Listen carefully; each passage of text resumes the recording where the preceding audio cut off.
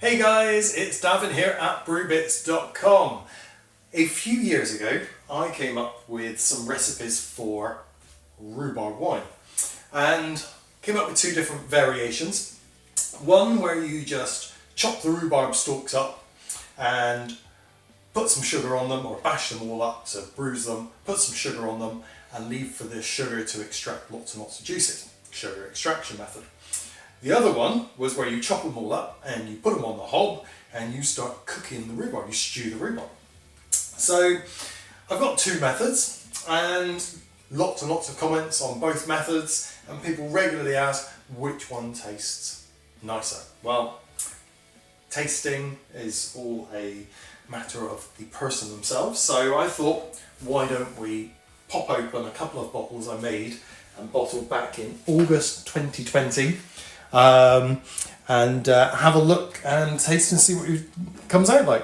So over here, James, I've popped them both next to each other, so come on in and have a look. Yes, there's a little bit of sediment floating around in them, but they are quite old.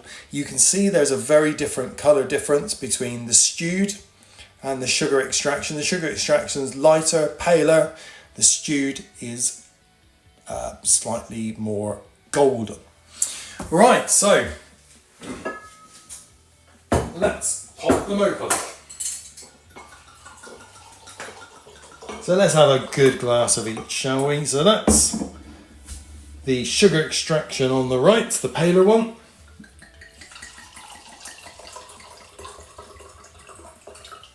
And that's the stewed on the left. So yeah, we can see there is a really good colour difference between the two.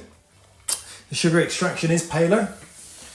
I really kind of expect that, because it's when you do the sugar extraction, back to me a second, James, you don't seem to get, it doesn't change in the way that a stewed rhubarb does. I mean, when you stew it, it goes bright red in the pan and all the colours kind of come out, so I would expect it to be a bit darker. Anyway, okay, good sniff of one. Okay, on the nose, there's a big difference already. The sugar extraction, you are getting a rhubarbiness to it. You're getting quite a bit of alcohol, because it is about 13%. So the stewed one's a little bit more subtle, possibly a slightly more acidic sort of aroma from it, but not overly aromatic at this stage.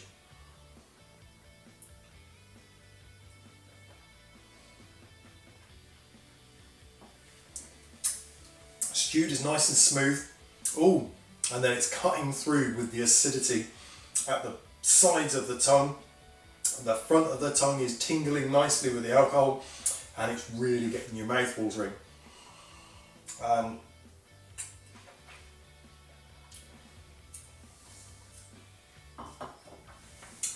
There's a nice little fruity, almost a bit of peariness coming through, possibly a little bit of peachiness as well on that one. Lovely. Okay, very nice. Let's have a quick shot of tap water, shall we, to cleanse the palate. And the sugar extraction.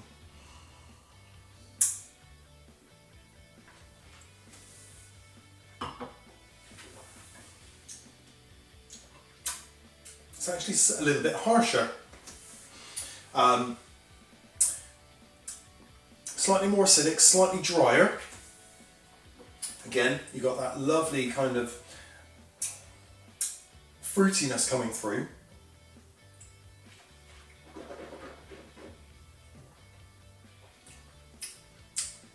There's a different fruitiness.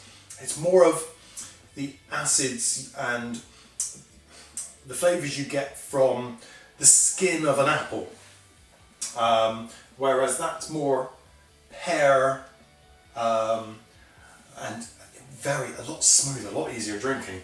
So you've got the sugar extraction. It's kind of got the flavour of the greenness of the skin of an apple, and the stewed rhubarb is turning out quite peary and a little bit smoother. So, there you go. Using the same ingredient, rhubarb, two slightly different methods, using stewing the rhubarb and the other one just mashing up the rhubarb and letting the sugar pull the juices out. You get two really, really nice wines, two very different ones. Which one do I prefer? I don't know. I kind of like the stewed one because it's nice and smooth, but I also like the sugar extraction one because it's got that extra sharpness and grabs hold of your tongue and really just lets you know it's there.